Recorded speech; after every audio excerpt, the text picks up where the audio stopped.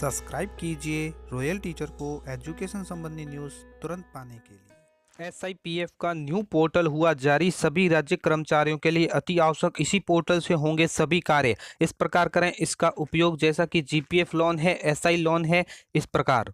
जी हाँ साथियों, इस वक्त की बड़ी खबर की बात करें तो एसआईपीएफ का न्यू पोर्टल जारी हो गया है। इस न्यू पोर्टल के जरिए आप विभिन्न तरह के काम कर सकते हैं, जैसे एसआई लोन लेना है या जीपीएफ का लोन लेना है या फिर उसको पूरा विड्रॉल करना है, तो ये सारी काम अब एसआईपीएफ के न्यू पोर्टल के जरिए होंगे। न्यू पोर्टल को कैसे उपयोग करना है, कौन सा ऑप्शन कहाँ पर है, इसमें क्या क्या डिटेल इसके अंतर्गत दी गई है, विभिन्न तरह की जो जानकारी है वो हम आज के इस वीडियो में करेंगे। तो दोस्तों, न्यू पोर्टल के बारे में जानने के लिए वीडियो में अंत तक बने रहें।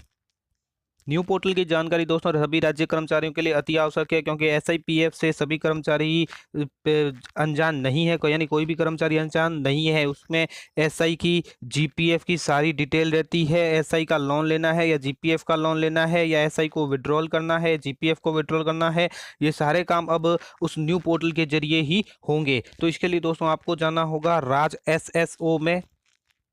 तो दोस्तों, राज एसएसओ को मैंने लॉगिन कर लिया है। लॉगिन प्रोसेस मैंने नहीं दिखाया है, लॉगिन आप सभी को करना आता है, ऐसी हमारी उम्मीद है और हम उम्मीद करते हैं आप सीख चुके होंगे। एसएसओ के बारे में काफ़ी बार मैंने बताया भी है। अब बात करते हैं न्यू पोर्टल के बारे में। तो यहाँ पे आप देख पा रहे हैं कि पहला ऑप्शन मेरे आ रहा है state insurance and providing fund.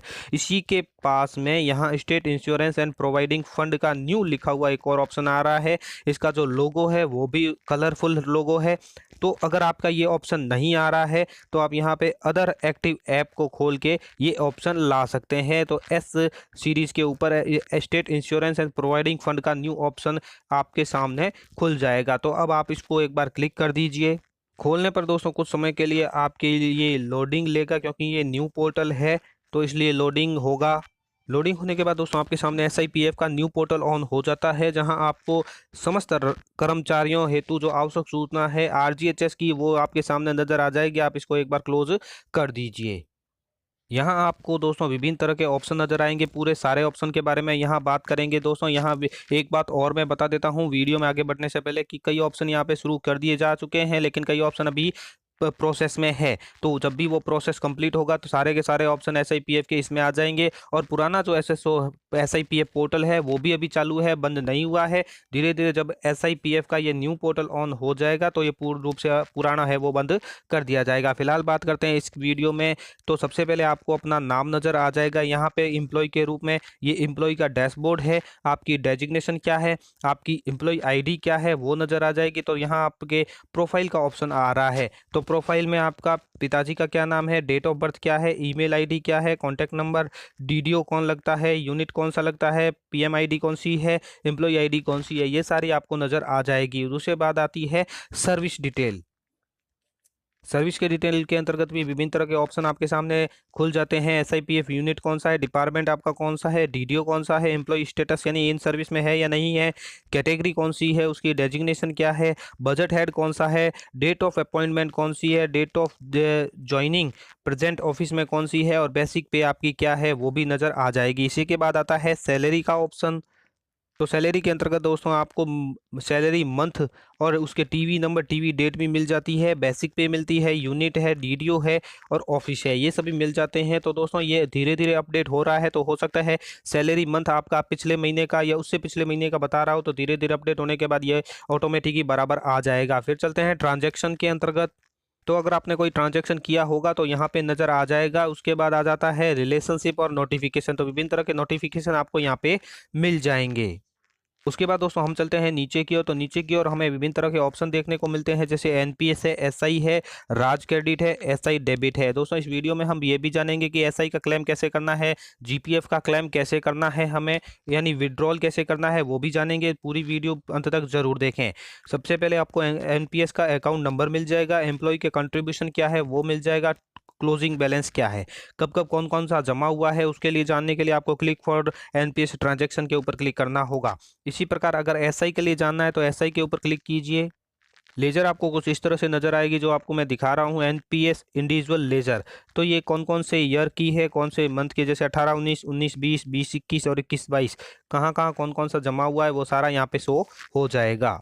इसके बाद दोस्तों हम चलते हैं एसआई में। तो एसआई के पॉलिसी नंबर आपको मिल जाते हैं, करंट प्रीमियम आपने क्या करा रखा है वो भी मिल जाता है, और उसके बाद क्लिक फॉर एसआई ट्रांजैक्शन के ऊपर जब आप क्लिक करेंगे तो एसआई के सारे ट्रांजैक्शन आपको यहाँ पे मिल जाएंगे।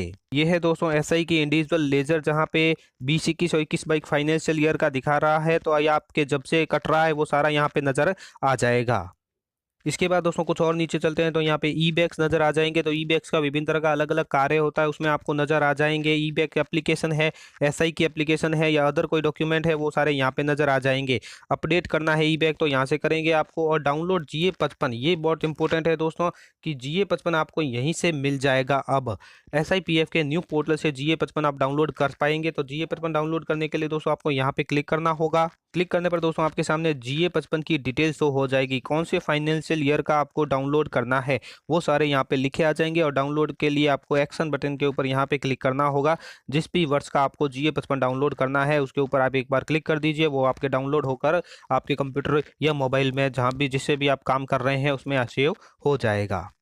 इससे नीचे चलते हैं तो आपको नॉमिनी नज़र आ जाएगी, जिसको आपने नॉमिनेट कर रखा है। वो नॉमिनी का उसका नाम है, वो कौन है, उसकी डेट ऑफ बर्थ है, उसके शेयर कितने हैं, वो सारे यहाँ पे शो हो जाएंगे। यहाँ पे आ रहा है ऐड फैमिली डिटेल, तो फैमिली डिटेल को ऐड भी आप कर सकते हैं। तो दोस्तों अब हम बात करेंगे GPF और SI लोन के बारे में और विड्रॉल के बारे में। तो सबसे पहले जनरल इन्फॉर्मेशन जान लेते हैं कि an online work fellow based application for employee of government of Rajasthan covering. इसके अंतर्गत क्या क्या कवर होगा? स्टेट इंश्योरेंस है, प्रोवाइडिंग फंड है, ऑटो पेमेंट सिस्टम है और मैनेजमेंट इन्फॉर्मेशन सिस्टम है। इसी के साथ साथ employ can apply for the below application, यानी इसके अंतर्गत एम्प्लॉय है यानी कर्मचारी है क्या क्या अप्लाई कर सकता है?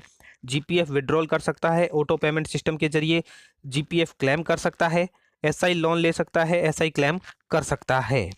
ऊपर की तरफ दोस्तों आपके हेल्प डेस्क का एक ऑप्शन दे रखा है। इस हेल्प डेस्क के माध्यम से आप कौन कौन से डॉक्यूमेंट अटैच करने हैं वो जान सकते हैं।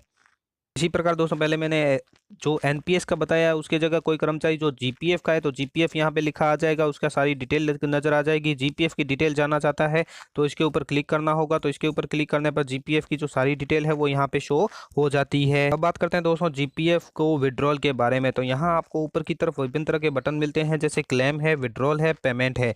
तो सबसे पहले हम विड्रॉल के बारे में बात करेंगे। तो विड्रॉल का जब हम ओपन करते हैं तो यहाँ हमारे सामने फॉर्म अप्लाई होता है। तो हमें और यहाँ पे एक्यूमुलेट अकाउंट नंबर मिलेंगे, एलिजिबल अमाउंट कितना है और विड्रॉल हम कितना कर सकते हैं। तो विड्रॉल के बारे में दोस्तों आप सभी को जानकारी रखनी चाहिए कि हम कितना कितना अमाउंट विड्रॉल कर सकते हैं। सबसे पहले तो एक्यूमुलेट जो अकाउंट है वो क्या है कि balance till the current year opening, यानी करंट ईयर में ओपनिंग में बैलेंस आपका कितना था।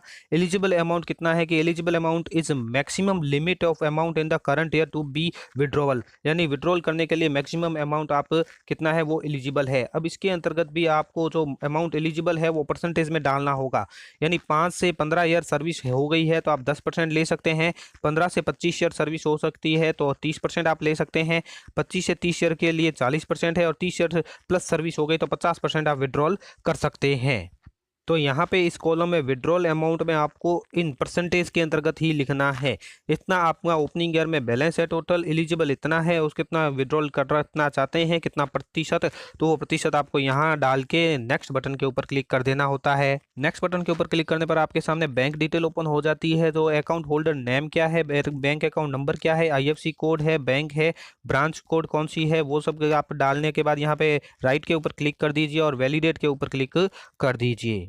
तो अगर आपकी सारी डिटेल सही है, यानी बैलेंस अमाउंट सही है, एलिजिबल सही है, डुप्लीकेट चेक ये सारे सही है, और submit with Aadhaar, submit with Jan Aadhaar, आप दोनों में से कोई भी ले सकते हैं, जिसे भी आप लेना चाहते हैं। सबमिट विथ आधार ले सकते हैं, सबमिट विथ जन आधार ले सकते हैं, किसी को एक को क्लिक कर दीजिए तो OTP चली जाएगी मोबाइल नंबर पर। तो जन आधार OTP वेरिफिकेशन के लिए OTP सेंड हो जाएगी और उसके बाद OTP आपको वहीं डालनी है और सबमिट कर देना है। सक्सेसफुल OTP डालने के बाद पेमेंट का ऑप्शन आ जाएगा, ये डाउनलोड आप कर लीजिए। डाउनलोड के लिए यहाँ लिखा है कि after successful OTP submit by clicking download button you can download the application document. Application document आप यहाँ से डाउनलोड कर पाएंगे। ये करने के बाद दूसरा ऑप्शन आपके सामने येलो कलर के आ रहा है कि एंटाइल पेमेंट, यानी तुरंत पेमेंट चाहते हैं तो एंटाइल पेमेंट के ऊपर क्लिक कर दीजिए, तो ये बैंक अकाउंट में पेमेंट आपका चला जाएगा। इसी प्रकार दोस्तों अब बात करते हैं क्लेम के बारे में। पहले हमने बात की विड्रॉल के बारे में, जीपीएफ विड्रॉल। अब करते हैं क्लेम के बारे में। क्लेम के अंतर्गत विभिन्न तरह की कैटेगरी आ जाती है कि क्लेम किस लिए करना चाहते हैं। तो यहाँ अप्लाई के लिए टाइप ऑफ क्लेम के लिए हमें ऑप्शन चूज करना होगा, फिर डेट ऑफ रिटायरमेंट डालनी होगी, एप्लीकेशन डेट आएगी, और ऑलरेडी क्लेम अमाउंट अगर कर रखा है तो वो, और क्लेम अमाउंट और टोटल।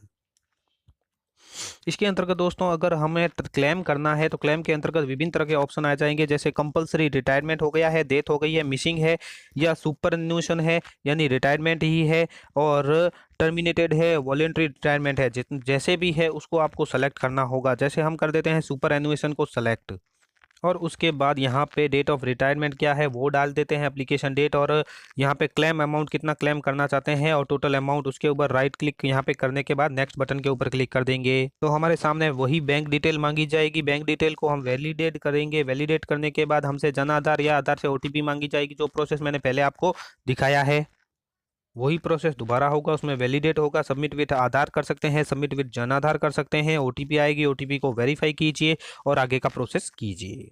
तो दोस्तों ये था न्यू एसआईपीएफ पोर्टल के बारे में जानकारी, जो विभिन्न तरह के ऑप्शन को लेकर है, और साथ में विभिन्न तरह के जो ऑप्शन आएंगे उसके बारे में समय समय पर आपको जानकारी दे दी जाएगी।